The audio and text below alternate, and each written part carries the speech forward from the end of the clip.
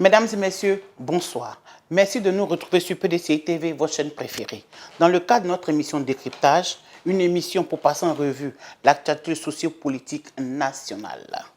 Au menu de ce premier numéro 100% journaliste, nous aurons la cherté de la vie, le délestage pour certains ou rationnement pour d'autres. Nous allons conclure bien évidemment par le retour de l'ex-président Laurent Gbagbo et son ministre Charles Blé Goudé qui fait l'actualité en ce moment.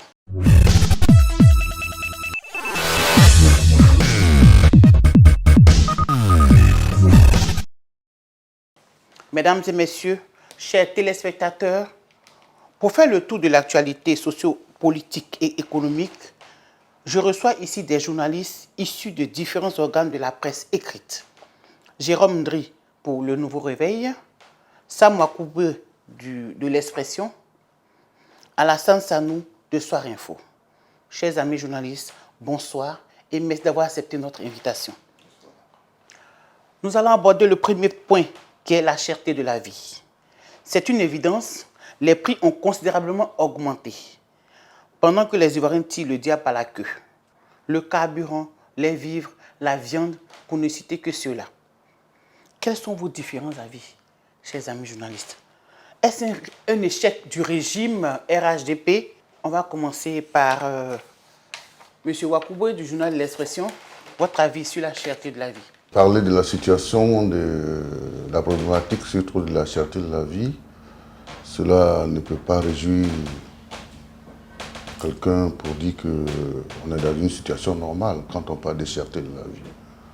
Vous savez, aller sur le marché, aller dans un supermarché, faire des achats pour nourrir sa famille, à bon escient, cela préoccupe tout le monde.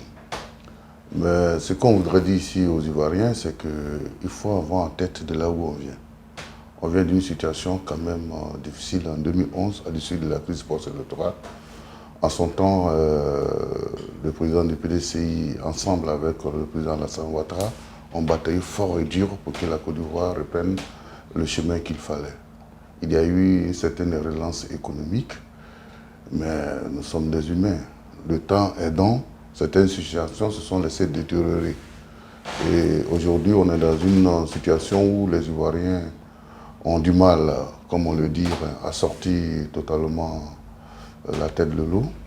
Mais je crois que de l'espoir est permis. Pour moi, je pense bien que de l'espoir est permis. Il n'y a pas de quoi être aussi si alarmiste qu'on pourrait l'être sur ce plateau. Il y a un espoir qui est permis.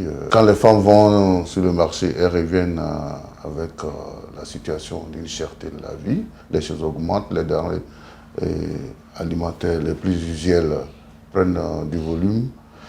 Il faut trouver une solution. Je pense que le président Alassane Ouattara, lors d'un de ses conseils des ministres, en mai dernier, a mis en place une charte d'éthique avec assortie de 10 principes de gouvernance, de bonne gouvernance. Il est question que les ministres du gouvernement, Patrick Kachik, s'imprègnent de cette charte-là et puis relèvent ce défi qui est la question de la cherté de la vie. Parce que ce n'est pas de bonté de cœur qu'on en parle, mais je pense que quelque chose est possible et faisable. Merci. Monsieur Sanou du journal Soir Info, partagez-vous son avis? Je le partage en ce qui concerne déjà le constat. Effectivement, c'est une situation qui est partagée par tous les Ivoiriens à ce jour. Maintenant, qu'est-ce qui est fait vraiment au niveau du gouvernement pour résorber ce problème-là? C'est là que je m'interroge. Je veux dire, on est quand même à quoi? 10 ans de gouvernance à ce jour-là. Il y a eu, comme il a dit, des efforts ont été faits et des annonces notamment ont été faites pour essayer de régler le problème, notamment au niveau du ministère du Commerce. Est-ce que les réformes qui ont été faites ont permis plus ou moins de résoudre la question? Je ne sais pas si je peux répondre par l'affirmative. Est-ce que ce qu'il annonçait tout à l'heure, la charte d'éthique notamment au niveau du gouvernement, va engendrer un changement, contrairement à ce qui a été fait depuis? Je m'interroge encore là-dessus, mais comme il est dit, l'espoir est permis, on va espérer. Jérôme Ndri, quelle est votre analyse de la situation? Ben, écoutez, je pense que cette situation n'est pas nouvelle. Hein. Nous sommes on va dire, plus de 10 ans de gouvernance du RHDP. Cette situation s'est toujours posée, la cherté de la vie. Et chaque fois que la situation se posait, des mesures étaient prises. Mais est-ce que, comme le dit mon confrère, est-ce que ces mesures-là sont réellement appliquées? Je me souviens que il y a 5 ou 6 ans en arrière, certains de nos confrères même avaient interpellé le gouvernement à l'époque sur la cherté de la vie. Mais la situation, bon, dans l'effet de l'action, des mesures sont prises par le ministère du Commerce. Et un moment même à la télévision, on affichait les prix pour essayer de régler la situation. Mais le constat qu'on fait, c'est que cela n'a rien donné. Chaque année, ça augmente. Le prix le kilo de la viande est à plus de 3 000 francs aujourd'hui. Comment faire pour régler cette situation? On ne sait pas. Là, mon confrère Sama Koubou a parlé de la charte d'éthique.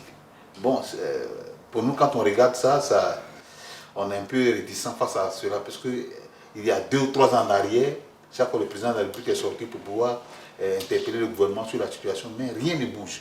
Rien ne bouge. On a l'impression que la situation va de mal en pire. Et si on y prend garde, bon, c'est même pas sûr qu'on puisse trouver une solution à cela avant la fin du quinquennat du gouvernement. Donc pour l'instant, je pense que c'est le statu quo, malgré les effets d'annonce, malgré les décisions sont prises, c'est le statu quo. Les Ivoiriens ploient sur le poids de la cherté de la vie, et cette situation n'est pas faite pour arranger les ménages aujourd'hui. Oui, il y a eu récemment l'augmentation du carburant. Est-ce que ce n'est pas la base de l'accentuation de la cherté de la vie? Je ne pense pas que le fait qu'on ait augmenté le carburant de 15 francs... c'est passé inaperçu. Hein? Oui, mais je ne pense pas que ce soit la raison réelle de ce qui va faire flamber les prix dans le marché, parce que le carburant, le fait de fixer le prix du carburant, c'est fait au plan international. Ça ne dépend pas de la volonté du gouvernement ivoirien. Ça, il faut qu'on soit net là-dessus. Alors, il y a eu des mois aussi où le carburant a baissé de façon vraiment drastique. On n'a jamais vu, ça n'a pas donné d'incidence ou bien d'impact direct. C'est bon, on n'en parle pas. Oui, mais je veux dire que ce n'est pas ce qui va tout de suite faire flamber les prix, comme on en voit un peu par-ci par-là. Il y a le problème surtout aussi du contrôle des prix. Parce qu'il y a dans ce milieu de commerçants, on peut le dire nettement et très sérieusement, des commerçants véreux qui profitent des situations. Qui profitent des situations, ce qui fait que il arrive que quand une petite situation de montée de carburant, on dit tout de suite, il faut qu'on augmente le sac de riz, il faut qu'on augmente la tomate, ils en profitent. Mais il faut alors que, cela on appelle à la responsabilité et à la fermeté du gouvernement pour réglementer ce genre de choses. Et il y a eu des prix qui ont été fixés par le ministère du Commerce. Il faut que ça soit respecté. Comment faire pour faire respecter ça? Parce que la population en souffre. C'est la question qui doit être réglée par les contrôleurs des prix. Il faut qu'ils jouent leur rôle pleinement et entièrement et sanctionner ceux qui ne veulent pas, les commerçants véreux qui ne veulent pas s'adonner au prix normaux qui ont été fixés par l'État. Il faut qu'on parvienne à cela. Dans ce pays aussi, il faut relever une chose. Lorsque les sanctions tombent, on arrive toujours à politiser. Et il y a des gens qui vont dire toujours que cette personne, parce qu'elle n'est pas du parti au pouvoir, c'est pour qu'on l'a sanctionnée. Il y a tout cela qui emmerde. Mais je pense qu'à un moment, il faut prendre ses responsabilités et sanctionner ces commerçants véreux-là par le canal des inspecteurs de prix. Ça, c'est important. Il faut qu'on en arrive là. Quand tout à l'heure, ça me dit que l'augmentation du prix du carburant n'a pas vraiment d'incidence, je ne suis pas trop d'accord avec lui. Parce que les commerçants, je veux dire, même les transporteurs, une augmentation de 15 francs du carburant, le transport peut grimper au moins on peut avoir une augmentation de 100%. Quand vous prenez par exemple les Bakar, ceux qui emploient le Bakar, là-bas le prix n'est pas contrôlé. Un matin, les gens se réveillent, le prix est à 500 francs à Diamé, ils vont aux 1000 francs, c'est selon les humeurs des transporteurs. Là, quand il y a une augmentation du carburant, ça devient encore plus grave. Et à ce niveau, rien n'est contrôlé. Rien n'est contrôlé. On peut vous dire non, parce que pour augmenter 15 francs, la distance à Abidjan-Boaké, faut faire cela 10 000 francs. Rien n'est contrôlé là-bas. Nous, ce que nous constatons aujourd'hui, c'est que devant cette situation, le gouvernement est vraiment impuissant. Le gouvernement est impuissant. Et le gouvernement ne peut rien faire devant cette situation. C'est le constat que les populations font aujourd'hui. Parce que je pense que le cri de cœur des populations quand même arrive aux oreilles des gouvernants, mais rien n'est fait. Et la situation va progresser, ça va de mal en pire, rien n'est fait. Généralement, c'est pour la question, mais attends. Oui, mais j'ai envie de dire, excusez-moi, mais il y a quand même un président des consommateurs. Je partage d'autant plus son avis que, contrairement à ce que disait M. Wakouboui, la question de l'augmentation du prix du carburant est vraiment, je dis, disons à 70% au moins à la base de l'augmentation des prix des produits sur le marché. Quand on sait déjà, dans tous ces récents rapports, la Banque mondiale a relevé le poids du transport dans le coût des dépenses des ménages. Et quand on sait que la commerçante qui va par exemple s'approvisionner à tel endroit doit faire transporter sa marchandise, si le transporteur a ajouté ne serait-ce que 1000 francs, 2000 francs sur le coût du transport, elle va bien sûr faire répercuter ça justement sur le prix des produits et le consommateur final va en pâtir. Maintenant, comme il dit, quand bien même le gouvernement, le prix du carburant serait fixé à l'international, il faudrait peut-être que le gouvernement, au niveau national, mette en place un mécanisme qui permette justement de maintenir ou en tout cas de maîtriser les différentes fluctuations des prix sur le transport qui, je pense, insidieusement va avoir un coût également, enfin un impact sur le coût des produits. Il y a une association de consommateurs, il y a le président des consommateurs. Silence radio, on n'en parle pas. Pourquoi? Qu'est-ce qui se passe, votre analyse? Les consommateurs, ils s'activent, Diaby tous les jours, qui dénonce, qui fait des conférences de presse pour parler de la cherté de la vie. Les consommateurs parlent. Komoué, qui a une confédération des consommateurs. Il y a même eu, en début de ce mois, la mise en place d'un conseil national des consommateurs. Oui, tout ceci, ce sont des actions qui sont en train d'être mises en place pour aider à résoudre cette situation qui peine tous les Ivoiriens, quel que soit leur bord. Ça, ce n'est pas une question politique et d'appartenance. Ça peine tous les Ivoiriens. Et l'État, même le gouvernement, avec tous ses ministres, sont conscients de la situation. Chacun à son niveau est en train de chercher comment résoudre la situation. N'oublions pas que, comme je l'ai dit au début de mes propos, la Côte d'Ivoire vient de loin. La Côte d'Ivoire vient tellement de loin qu'on peut bâtir les choses et puis bon, un moment ça commence à aller. Mais la situation de laquelle on vient fait qu'à un certain moment, les choses peuvent dégringoler parce que on n'a pas bâti les choses sur un fondement plus fort qu'on voulait espérer cela. Donc il y a tout ça là qu'il faut prendre en compte. Il y a tout ça qu'il faut prendre en compte. Quand je parlais tout à l'heure du carburant, j'ai dit ce n'est pas aujourd'hui. À maintes reprises, le carburant augmente, il diminue. Il augmente, il diminue. Mais ça ne fait pas tout de suite que les transporteurs vont mettre sur le transport plusieurs prix. Et je ne pense même pas que tout récemment, après l'augmentation du carburant, il y a eu une augmentation du transport aussi drastique qui pourrait justifier que les commerçants tout de suite s'adonnent à ce jeu. Il y a la question de la prise de conscience collective de tous les Ivoiriens qu'il faut interpeller dans ce cas. Parce que quand vous partez prendre une marchandise à un prix normal, hors de la Côte d'Ivoire, bien à l'intérieur du pays, vous revenez avec la marchandise, parce que le carburant a augmenté de 15 francs, vous partez, vous trouvez la marchandise au même prix. Vous revenez la vendre sans même que le transporteur ait augmenté le transport, vous revenez vendre la marchandise à un prix élevé en justifiant le fait que le carburant a augmenté. C'est une prise de conscience de tous les Ivoiriens. Et ça, c'est important qu'on le dise. L'État est en train de s'employer à régler ça, mais il faut que les Ivoiriens aussi prennent conscience que la cherté de la vie dépend de nous tous, notre responsabilité dans la gestion de la vie commune. D'accord. Jérôme, réaction? Bon, quand ça me dit que ça dépend de notre responsabilité à tous, peut-être vrai, mais je pense que le gouvernement quand même a une responsabilité plus engagée que la population. On a un ministère du Commerce qui est là. Ce ministère du Commerce-là a à charge de pouvoir contrôler les prix et de pouvoir maîtriser certains niveaux au niveau du commerce, de maîtriser certaines choses. Mais si cela n'est pas fait, parce que ce que nous voyons, c'est que quand les prix augmentent, à un moment, le ministère du Commerce essaie de réagir. Ça baisse, on laisse tomber. Et bon, c'est comme si c'est un jeu de ping-pong que le commerçant et le ministère jouent. Parce qu'à un moment, quand c'est trop fort, le contrôle est accentué. Quand ça baisse, on lâche un peu et le prix augmente. Donc au fur et à mesure, je pense qu'il faut mettre en place un mécanisme clair qui est suivi pour que des commerçants véreux ne jouent pas à ce jeu. Parce que là, c'est la population qui en souffre. Il faut mettre en place un mécanisme et suivre, contrôler les prix constamment.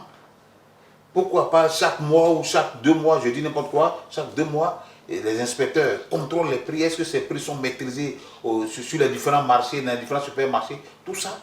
Pourquoi pas même afficher les prix, demander aux commerçants d'afficher les prix. Parce que quand les prix ne sont pas affichés, par exemple, quand on va au marché, la dame me dit que non, 3 tomates à 1000 francs. Et puis bon, si moi je ne paye pas, quelqu'un d'autre paye. Donc pour ça, bon, il n'y a pas de problème. Il faut demander il faudrait que le ministère du Commerce suive quand même la fixation des prix pour qu'on puisse éviter ces situations. En effet, que ce suivi-là soit vraiment permanent, parce que comme il a dit, par moment, le contrôle est très serré. Quand il y a, il y a vraiment des mouvements, il y a la grogne monte, le contrôle est suivi, et après on relâche. Et c'est en ce moment-là justement que les prix remontent. Donc il faudrait vraiment que le contrôle sur les marchés soit vraiment permanent. Et comme je le pensais tout à l'heure, peut-être également que cela vient également nous faire réaliser une question, c'est la question de la corruption. Parce que je veux dire, si le contrôle sur les marchés était fait efficacement par les agents commissionnés pour cela, peut-être que ça n'aurait pas eu, enfin, je veux dire, les prix n'auraient pas ces fluctuations-là. Maintenant, si sur le marché, le commerçant se permet d'avoir certaines libertés, c'est peut-être parce qu'il a la possibilité de s'entendre, on va dire ça comme ça, avec l'agent qui est en charge du contrôle. Monsieur Wakoué? Ouais, mais bon, c'est pourquoi j'ai dit tout à l'heure que ça dépend. Il faut interpeller la responsabilité de tout un chacun. C'est lui qui a mis le pied dans le plat, parlant de corruption, en parlant des moyens détournés d'éviter le contrôle des agents du ministère du Commerce. Cela ne devrait pas être. Cela ne devrait pas être. Et souvent, c'est le fait des Ivoiriens à avoir cette propension à courir vers l'enrichissement rapide. Ce n'est pas une volonté politique, ce n'est pas un programme de gouvernement, c'est la nature de l'humain qu'il faut revoir. C'est pourquoi on dit, au-delà de toutes les infrastructures qu'on bâtit, il faut qu'on cherche à bâtir l'homme dans ce pays. C'est plus que jamais important. Parce que c'est quand on est parvenu à là que ce genre de situation, on peut les régler aussi facilement que cela devrait être. Voilà un peu ce que moi je peux répondre là-dessus. Merci, M. Wakoué. Nous allons passer au deuxième point. On retient qu'il faut bâtir l'homme. Le délestage. Que de conséquences pour les entreprises, les commerces, les ménages. En un mot, tout le monde en souffre. C'est le deuxième point. Vos différentes réactions. On va commencer par M. Sanou, le délestage. Le délestage, le rationnement, je ne sais pas comment... Délestage, comment l'appeler d'abord? On est d'accord? C'est un délestage, moi je ne sais pas. C'est le rationnement, bon. C'est en tout cas des perturbations dans la politique de l'électricité. Il n'y a pas d'électricité. Rationnement, délestage. Et la situation, effectivement, elle a les ménages en effet. Ça, c'est ce qui est clair. Oui, et là, tout le monde en souffre. Comment on réagit? Il a annoncé que cette situation va prendre fin à la mi-juillet. Je ne sais pas, ça va se faire ou pas. Mais effectivement, déjà, c'est une situation qui a déploré. D'autant plus qu'il y a quelques années en arrière, pas mal de choses avaient été annoncées, notamment après la livraison du barrage de Soubri. Il y a pas mal d'infrastructures qui avaient été annoncées en la matière pour permettre vraiment de résoudre cette question de l'approvisionnement en électricité. Donc quand on se retrouve aujourd'hui, en 2021, à faire face à une telle situation, c'est vrai que ça reste condamnable. Maintenant, les promesses qui sont faites pour régler la question, bon, on reste encore... Est-ce que vous êtes convaincu par ces promesses-là? Et même par l'explication qu'on donne à ce délestage. Vous êtes convaincu? C'est vrai qu'il y a un certain flou sur l'origine de la question. Incident technique, on dit, comme on l'appelle par moment. Après, on parle d'assèchement des cours d'eau. Bon, quand bien même on resterait sceptique sur les origines de la situation, je pense que le plus important maintenant, c'est comment on règle ça. Et pour moi, la solution, ou l'une des solutions, ce serait vraiment de miser sur le mix énergétique qui a été annoncé depuis 10 ans. Parce qu'on ne peut clairement pas, selon moi en tout cas, miser aujourd'hui sur les moyens traditionnels, on va dire ça comme ça, la production à partir de la production hydraulique notamment. Oui, pas de barrage. D'autant plus qu'au niveau mondial même, je pense que la question de l'énergie au niveau mondial est tirée, je crois, à 15% seulement de l'électricité en elle-même. Ce qui veut dire que partout, et même en Côte d'Ivoire, on a compris l'importance justement de jouer avec tous les atouts qui nous sont fournis, notamment la biomasse et tout ce que vous voulez. Maintenant, qu'est-ce qui est fait concrètement pour permettre de tirer le meilleur parti de tous ces éléments-là? Je pense que c'est vers ça qu'il faudrait vraiment regarder. Monsieur Wakoubou, Ouais, le délestage, oui. le rationnement. Non, c'est un délestage, que ce soit un délestage, que ce soit un rationnement. De 6h à 12h, les gens n'ont pas l'électricité, que ce soit rationnement, hein, que ce soit délestage. De 12h à 18h, d'autres n'en ont pas. Ce n'est pas de gaieté de cœur qui vit cette situation. Nous tous on la vie. Voilà. Donc, moi, je ne vais pas m'attarder sur les thèmes, les appellations, la situation. Ce n'est pas ce qui règle le problème. Moi, je pense que le gouvernement, à un moment, a donné les explications sur la situation. Comme il a dit tout à l'heure, la question des assèchements des cours d'eau, ce n'est pas faux. Ce n'est pas faux. Le barrage de Soubré peut être bien, avoir été construit avec toutes les capacités, toute la technicité qu'il faut, mais si l'eau ne vient pas, ça, ce n'est pas la volonté humaine, c'est une volonté divine. Du coup, c'est lié à un aléa climatique. Ce n'est plus la volonté, la technicité humaine qui peut faire pleuvoir l'eau. Donc ça crée une situation qui amène ce genre de choses. On a parlé aussi d'une situation technique au niveau d'Azito, une panne à ce niveau-là qui fait que certains réacteurs ne pouvaient pas produire l'électricité comme cela se devait. Ce sont des situations qui sont réelles, que l'État ne peut pas le dire si ce n'est pas vrai. Donc du coup, il faut chercher une solution. Il faut chercher une solution peut-être pour aller à une... dans le monde européen, on a dépassé cette situation de lier l'électricité à une volonté climatique. Il y a des technicités aujourd'hui qui donnent le courant. On est en train de vouloir faire de la Côte d'Ivoire un pays émergent. On parle du train d'Abidjan. Mais on ne peut pas concevoir un métro avec une électricité qui va disparaître à des temps. Donc je crois que la question est préoccupante. Et il y a aussi plusieurs entreprises qui ont des difficultés. Aujourd'hui, ça joue sur la production, ouais. Et puis ça joue sur l'économie du pays. Sûr, ouais. Donc c'est une question sérieuse. Je pense que le ministre de l'Énergie a annoncé que cela va prendre fin en juillet. Nous espérons que, même si cela a pris fin en juillet, on trouve une solution pour ne pas qu'on retombe dans cette situation. Parce que la Côte d'Ivoire, de par sa puissance économique, de par son poids dans la sous-région, ce n'est pas une belle image qu'on traverse cette situation. Il y a le fait aussi de la gestion de l'électricité ivoirienne, qu'il faut revoir peut-être un peu. Quand on a des difficultés pour distribuer dans nos maisons l'électricité, bon, par moment, consommateurs que nous sommes, nous comprenons difficilement quand on en distribue à d'autres pays.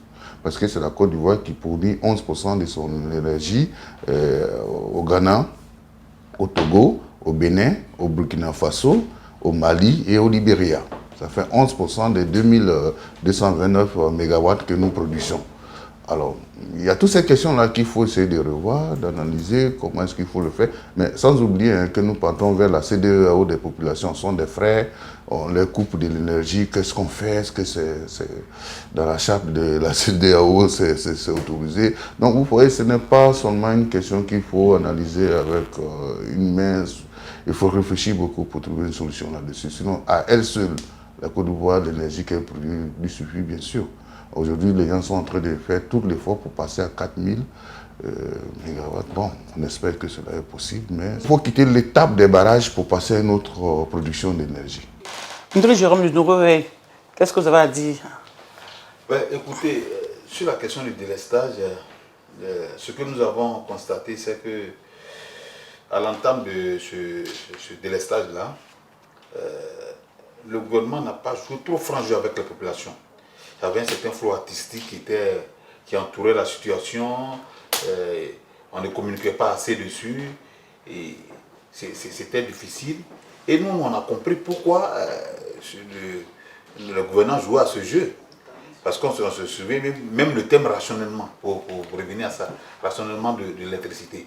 Ils ne veulent pas dire délestage parce que, on s'en souvient, le RD à l'époque, à l'opposition, a été très virulent sur la question. En 2010, quand la même situation s'est produite. Je peux vous citer quand même, à l'époque, vous avez fait une déclaration le 8 mars 2010 où il fustigeait la manière de gérer cette situation par le gouvernement de l'époque. Donc aujourd'hui, cette même situation se présente. On nous dit que c'est un rationnement, mais c'est un délestage.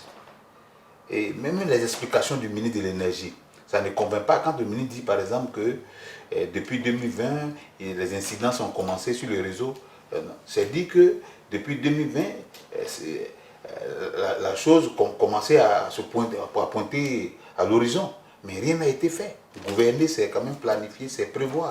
Cela n'a pas été fait.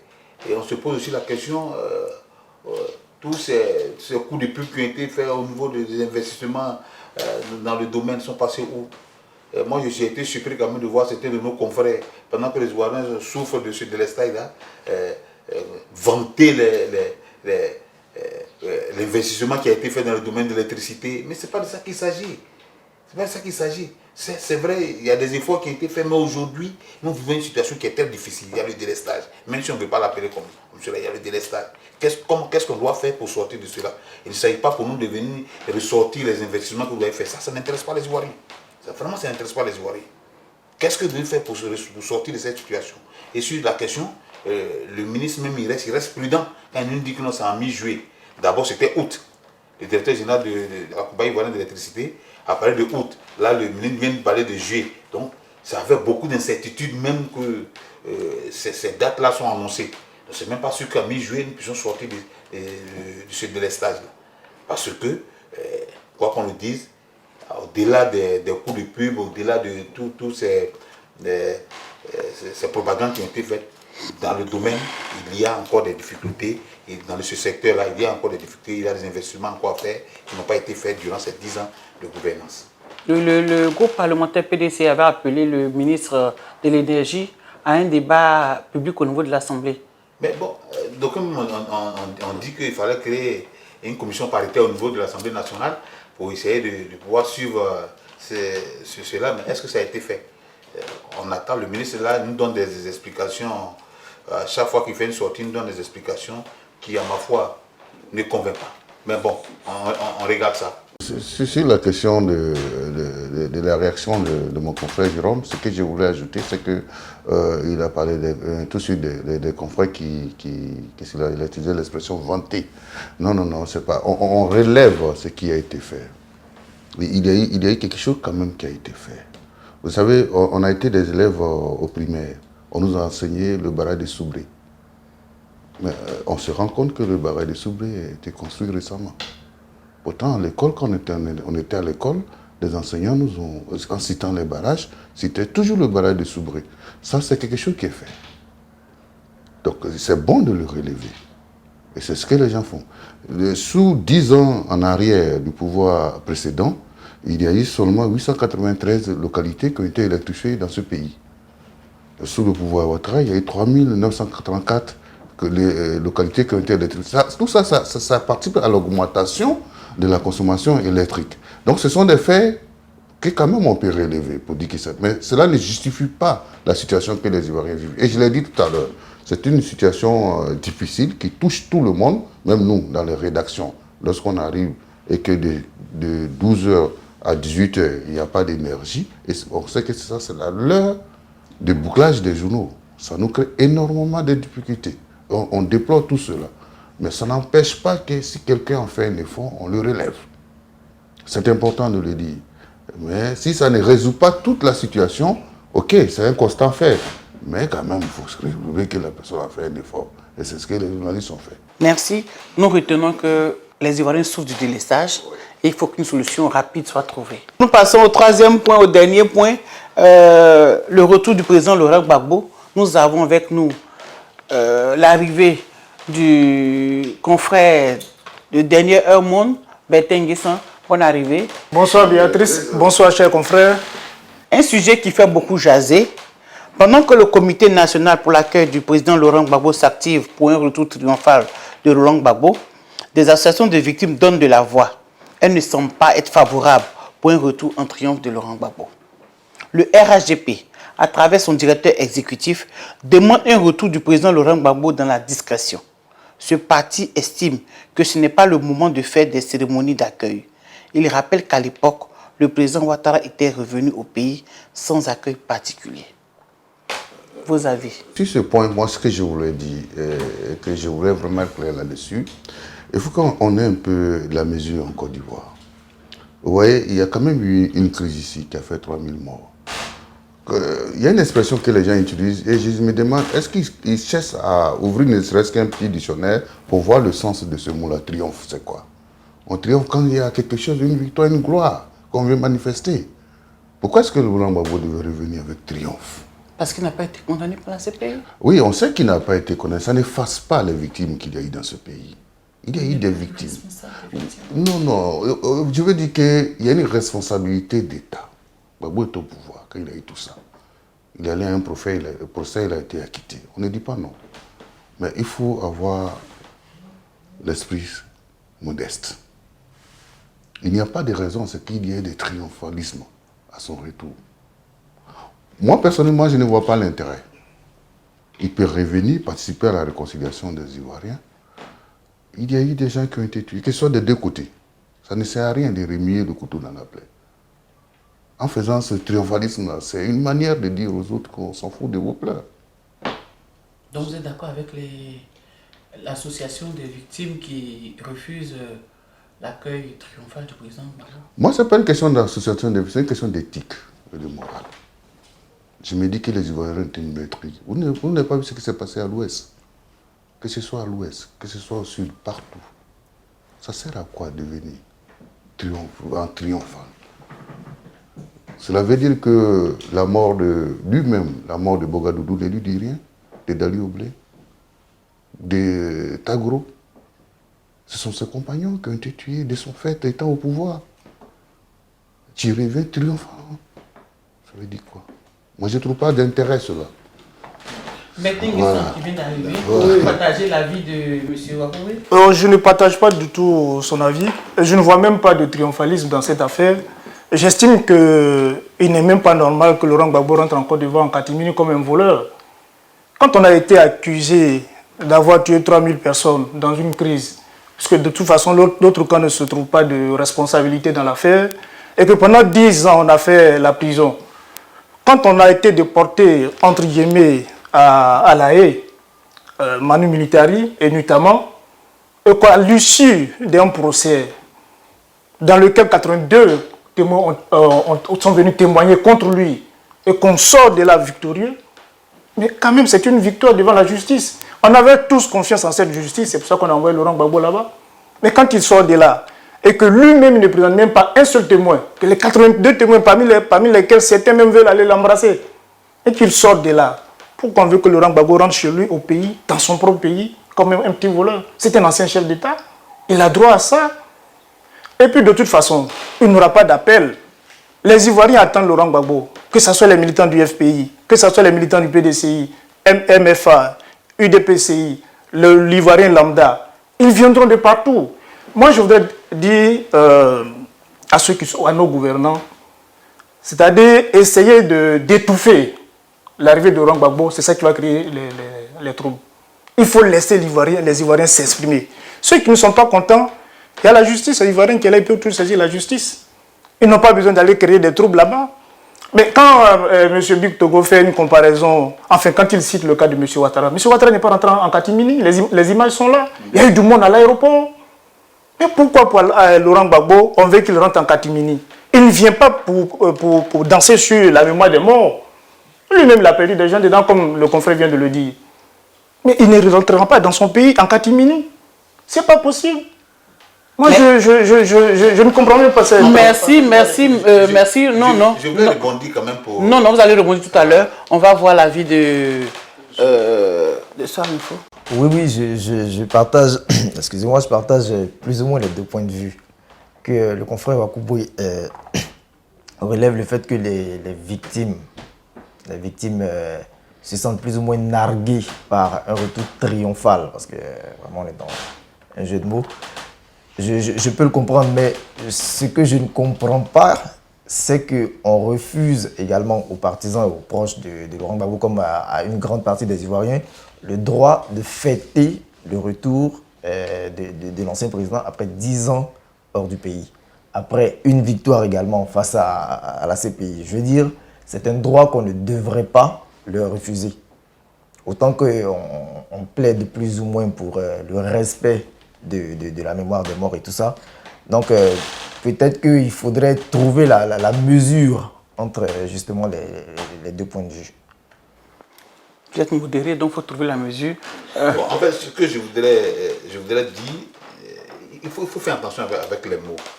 Parce qu'on dirait que c'est les mots qui gênent un peu le RHDP. Quand on parle du retour triomphal de Laurent Gbagbo, en fait, le FPI parle plutôt d'un retour populaire.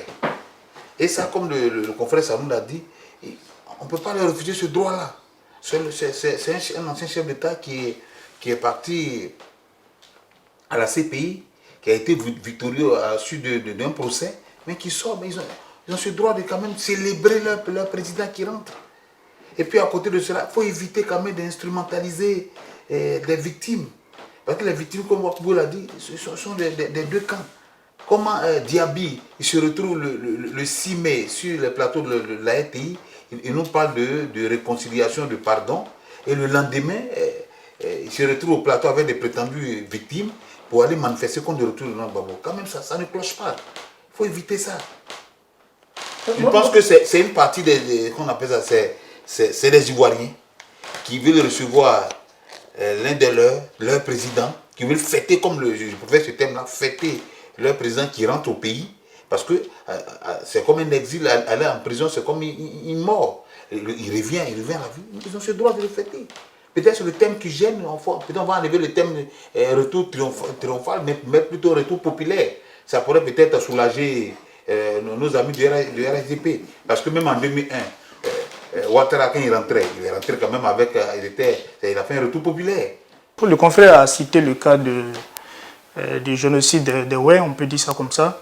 Je n'ai pas dit génocide. Non, moi j'ai dit on peut dire ça comme ça. Je n'ai pas utilisé cette expression. Non, c'est moi qui l'utilise. Voilà, c'est moi qui l'utilise. J'ai dit on peut dire ça comme ça, c'est pas toi qui l'as. Mais tu as évoqué le cas des Oué. 800 morts en une journée, n'est-ce pas?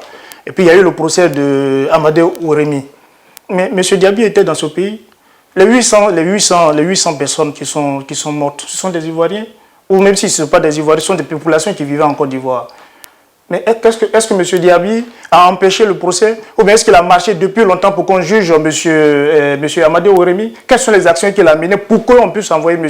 Amadé Ourémi devant la justice? Il n'a rien fait. Il y a une sélection maladroite des victimes.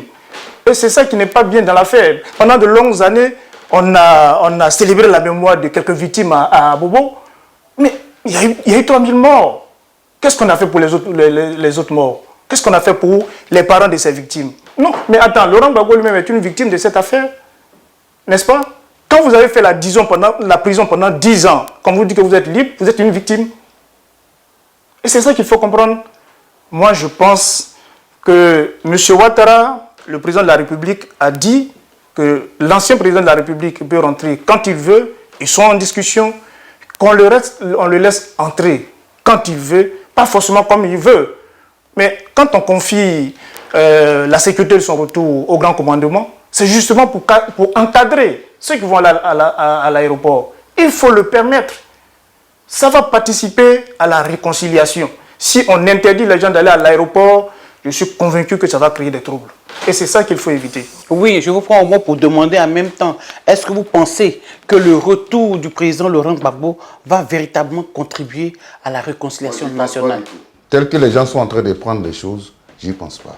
Parce que quand j'écoute mes confrères, j'ai le sentiment qu'ils ne perçoivent pas le sentiment à cœur des Ivoiriens. Les Ivoiriens sont en train de se diviser en deux camps et perpétuer dans ces deux camps. Alors, ils ont le sentiment, ceux qui sont du camp de Laurent Gbagbo, qu'il y a un jour où viendra une certaine revanche. Et quand on participe à tous ces retours triomphalistes de Laurent Gbagbo, c'est une manière d'encourager ce genre d'état d'esprit. Moi, quand je citais tout à l'heure les victimes de la crise, je n'ai pas cité des victimes pour lesquelles Diaby plaide. Moi, je ne catégorise pas les Ivoiriens. Et je ne suis pas ici pour plaider pour une cause de certaines victimes contre d'autres. Ce que j'ai cité, j'ai parlé des victimes de l'Ouest. J'ai parlé des proches de Laurent Gbagbo lui-même. Quand je parle de Tagro, je ne parle pas des victimes pour lesquelles Diaby plaide. C'est une question d'éthique pour moi.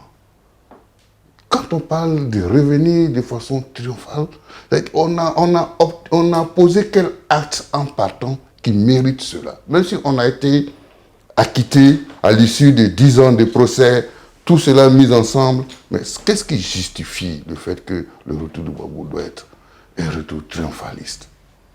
Il n'y a pas de cela. Il a parlé de retour populaire. Non, celui qui prête ce mot, même populaire, ça répond à quoi? Ça répond pas à grande chose. Celui qui prête ce mot. Ce qu'ils ont à cœur, c'est parce que lui dit. C'est le mot, il est prêt. Mais je veux dire qu'il faut qu'on aille désormais à la réconciliation des Ivoiriens. Moi, j'aurais été Gbagbo, que je rentrerai chez moi pour participer à la réconciliation des Ivoiriens. En catimini. Quand toute personne vient de l'étranger pour rentrer chez lui, ce n'est pas en catimini. Moi, j'ai fait beaucoup de voyages hors d'Abidjan. Quand je rentre chez moi, c'est pas...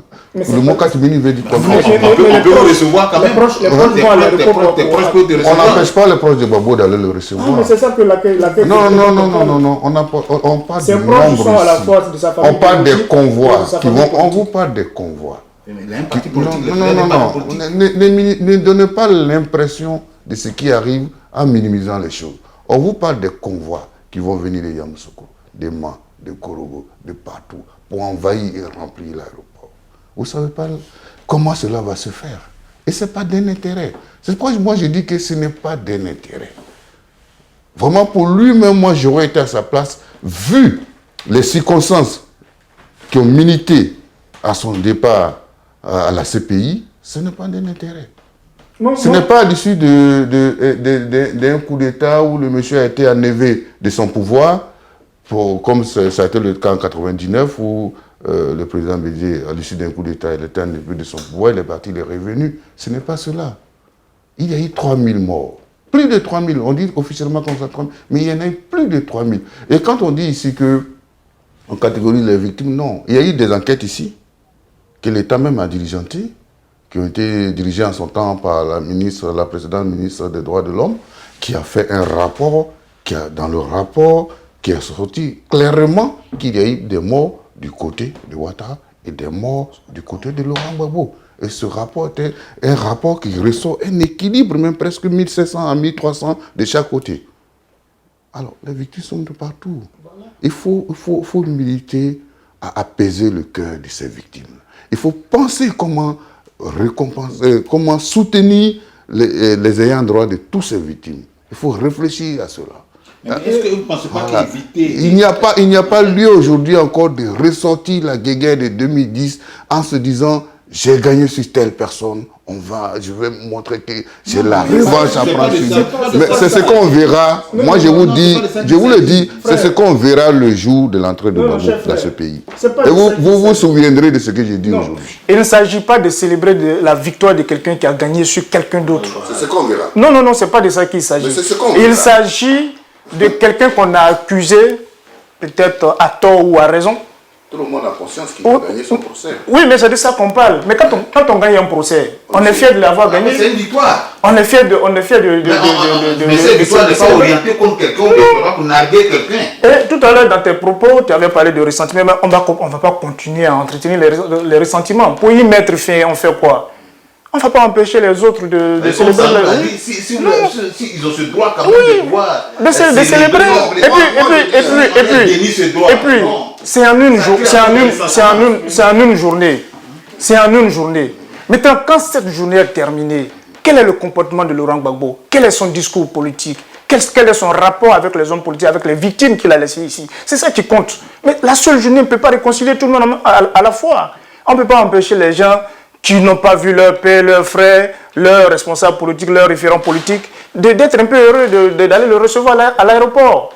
Quand on a fini ça, on fait quoi? On va écouter Laurent Gbagbo, quelle est son orientation, quelles sont les activités qu'il va mener. Est-ce qu'il va haranguer les foules contre monsieur Ouattara qui est au pouvoir? Est-ce qu'il va haranguer les foules pour aller attaquer les autres victimes? Non, il ne va pas le faire. Il est dans un processus de réconciliation et il faut le lui accorder. Moi, je n'ai jamais dit que ce n'est pas de droit. C'est le droit de recevoir le chef de l'État, l'ancien président de la République. C'est de leur droit. Mais moi, je n'ai pas d'éthique ici. Moi, je n'ai pas d'éthique. Et je parle de la situation précédente par laquelle il s'est retrouvé à La Haye. Il y a eu 3000 morts derrière lui. Alors qu'il était le chef de l'État ivoirien. Il a prêté serment pour garantir la sécurité de tous les Ivoiriens. Chose qui n'a pas réussi. Il faut avoir l'esprit un peu modeste. C'est de ça moi je parle. Je crois que c'est pour ça qu'on a envoyé à La Haye. À quelqu'un triomphant. On va faire un dernier tour de table pour écouter tout le monde. On va commencer par Sanou de Soir Info. Nous sommes au thème de l'émission. Qu'est-ce que vous avez envie de dire? Indiscutablement, le retour de Laurent Gbagbo pour répondre à votre question, la question qui est restée en suspens, va inévitablement aider dans le processus de réconciliation nationale. Ouais. Maintenant, encore faut-il que les uns et les autres s'accordent sur les conditions de ce retour-là. Mais je pense qu'au-delà également du président Laurent Gbagbo, d'autant plus qu'on est à la maison du PDCI, il y a d'autres acteurs politiques, notamment l'ex-maire du plateau, Akossi Benjo, qui devrait également faire son retour. Guillaume Soro de GPS, tous ces acteurs-là, je pense qu'il faut effectivement le retour de tous les acteurs, de toutes les parties prenantes. Tous les Ivoiriens doivent contribuer. Justement, pour aborder effectivement et efficacement la question de la réconciliation nationale et puis en finir avec cette histoire qui quand même a duré. C'est sur sa chute que moi je vais rebondir pour dire que nous souhaitons que tous les Ivoiriens retournent dans leur pays. Il a parlé tout à l'heure de Akossi Benjo, il a parlé de Guillaume Soro, il a parlé de tous ceux qui sont hors de la République ivoirienne, qui sont natifs de cette nation. C'est pourquoi nous saluons déjà cet esprit de réconciliation et de laisser les Ivoiriens rentrer dans notre pays depuis un moment qui est en cours dans notre nation, grâce à la volonté du président Alassane Ouattara. C'est à saluer, parce que ce n'est pas d'un gaieté de cœur que les enfants de la Côte d'Ivoire se retrouvent hors de leur nation. Il faut militer en ce qu'eux tous rentrent. Et donc nous saluons la mouvance qui est en cours et nous disons toujours qu'il ne faut pas salir cela par des actions qui vont donner une interprétation de triompher des uns sur les autres. Ça pourrait freiner l'élan de ce qui a commencé et ce ne sera pas bien. Merci. Jérôme? Je dirais qu'il faut d'abord saluer l'engagement pris par le président de la République en demandant au président Laurent Gbagbo de pouvoir rentrer chez lui. Mais ce que nous disons, il faudrait que cet engagement aille jusqu'au bout pour permettre on va dire à la famille politique de Laurent Gbagbo de pouvoir le recevoir comme elle le souhaite, pour éviter que d'autres ressentiments encore viennent gâcher cet engagement qu'il a pris. Et je pense que cela peut nous conduire à la réconciliation, comme l'a dit les autres confrères, avec le retour des uns et des autres. Je pense qu'on va tourner la page de ces difficultés que la Côte d'Ivoire a connues pour que nous puissions regarder vers le développement. Mais Tenguissa? Je ne dirais pas ce que les autres confrères ont déjà dit. Je m'aligne sur ce qu'ils ont dit. Je voudrais juste vous faire une révélation. J'ai discuté avec un député, un homme politique, qui m'a dit, je préfère ne pas dire le nom de la ville, mais qui n'est pas très loin d'Abidjan, parce que si j'ai dit son nom, peut-être on saura que c'est lui. Il me dit, les jeunes de chez moi disent, le jour, quand on va donner la date d'arrivée de Laurent Gbagbo, ils vont marcher de là-bas jusqu'à Abidjan. Ce n'est pas une ville aussi assez proche quand même d'Abidjan. C'est pour vous dire, je ne sais pas s'il faut dire mouvement, mais l'élan national, quand on parle du retour de Laurent Gbagbo. Et donc, dans ce processus de réconciliation, c'est déjà une très bonne chose de la part du chef de l'État de dire que bon, Laurent Gbagbo peut rentrer quand il veut. C'est vraiment la meilleure des choses qu'on a entendues depuis le début du processus de la réconciliation nationale. Donc, il faut permettre, comme l'a dit le confrère, les Akosi Benjo, Bamba Morifere, Anakiko Benan, enfin, tous ceux qui sont là-bas, de rentrer. Et c'est avec ça que nous allons aller à la réconciliation. Voilà. Et bon, c'est ça qui nous permet. Sinon, on va retomber encore dans le même cycle pour les élections de 2025, si on ne réussit pas la réconciliation maintenant. Oui. Merci, chers amis journalistes. Merci, messieurs Sanou, Wakobwe, Jérôme et Bertin. Merci d'avoir accepté notre invitation pour ce moment d'échange. Quant à vous, chers téléspectateurs, nous espérons que vous avez apprécié ce moment. Nous l'avons fort apprécié. Si c'est oui, restez connectés sur PDCI TV parce que d'autres challenges nous attendent. Entre-temps, prenez soin de vous, prenez soin des autres et à très bientôt. Bonsoir.